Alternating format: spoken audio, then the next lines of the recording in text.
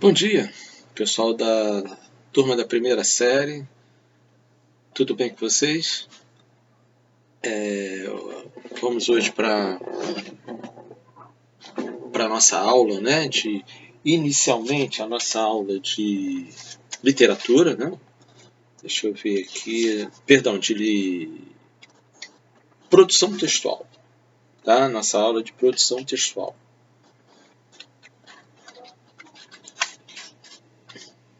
Isso aí, produção. Vamos lá, deixa eu tirar toda a dúvida aqui dos exercícios que a gente viu, né? Os textos, isso aí, tá? Aula de produção textual, tá? A próxima é que nós vamos falar em literatura, né? Como nós estamos juntos, né, na literatura da produção, né? Às vezes a gente, aqui no vídeo, a gente se engana. Bom, eu passei alguns exercícios para casa, tá? Foram das páginas 41, né? Do 27 da 41, a página 42 e a página 43, que são exercícios exercícios de concurso, né? E basicamente exercícios do Enem. Exercícios até muito interessantes, muito bem elaborados, tá? Principalmente esse exercício da página 30.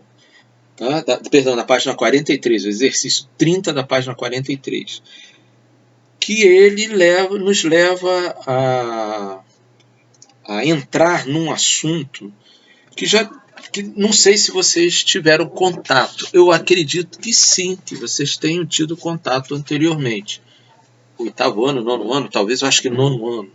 Eu acho que vocês já devem ter ouvido falar nas funções da linguagem. Né?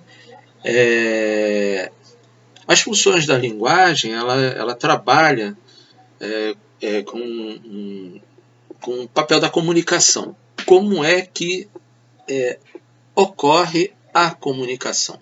Quais são os elementos pelos quais nós conseguimos nos comunicar? Porque comunicar não é somente chegar e falar alguma coisa para alguém.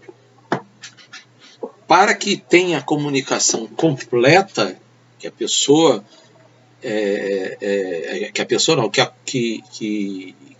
que as funções elas se tornem totalmente preenchidas, né, perante deve haver a compreensão pelo ouvinte, né? Então você tem o emissor e tem o receptor.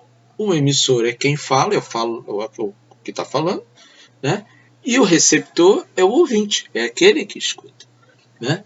Essas funções da linguagem, elas são muito semelhantes a coisas que a gente escuta muito em rádio, né?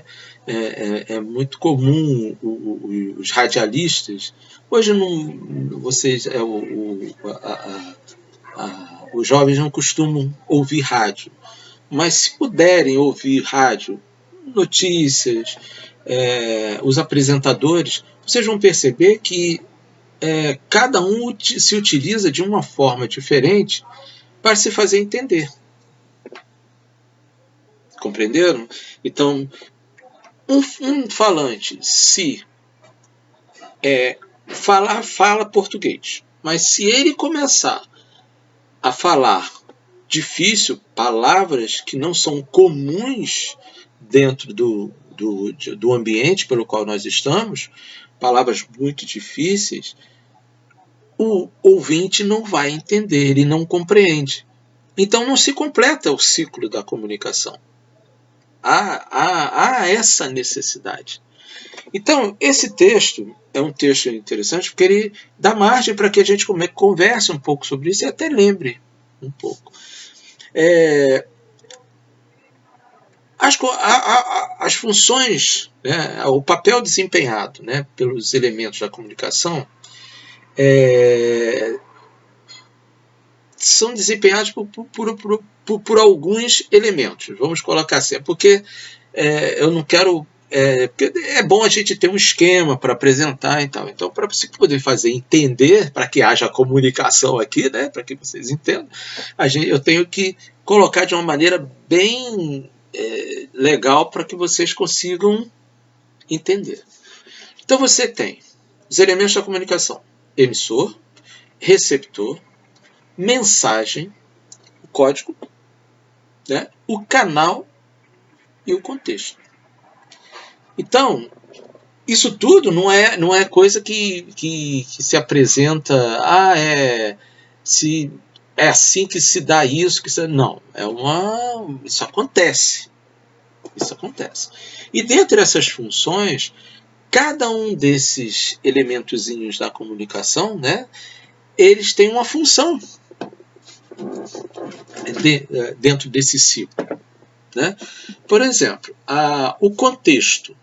O contexto que é colocado, a gente fala que ele está relacionado à função referencial, né? O tipo de texto que é escrito, né? Normalmente se usa na terceira pessoa, porque está contando fatos, e enfatiza-se o que a gente chama impessoalidade, o caráter impessoal. A gente não dá nomes aos bois, vamos colocar assim, né? Há uma impessoalidade. O texto ele fala de forma geral. Então, esses textos são os textos didáticos, textos jornalísticos, os textos científicos, né? Que, através dele, a gente consegue ter informações ao pé da letra. Então, as palavras elas não têm conotação, elas têm denotação. Lembra da aula passada, né, em que a denotação ela se refere a o significado estrito da palavra, o significado dicionário. Então esses textos eles não conotam, eles não criam figuras, né, de linguagem, né, específicas para comparar, para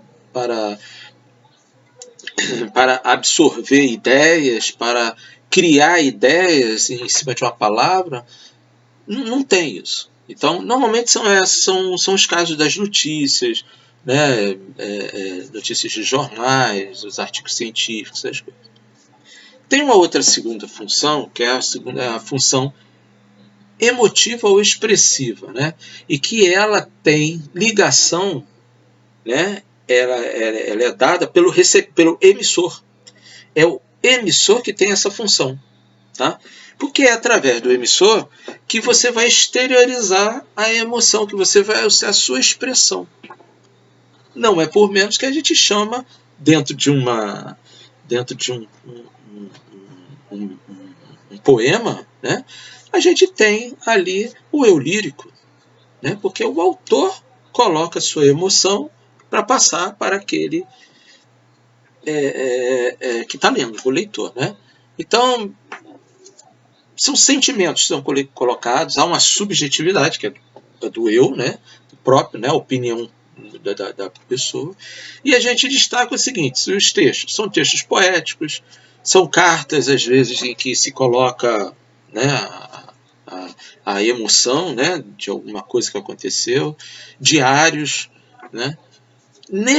Existe uma coisa marcante em que muitos autores, né,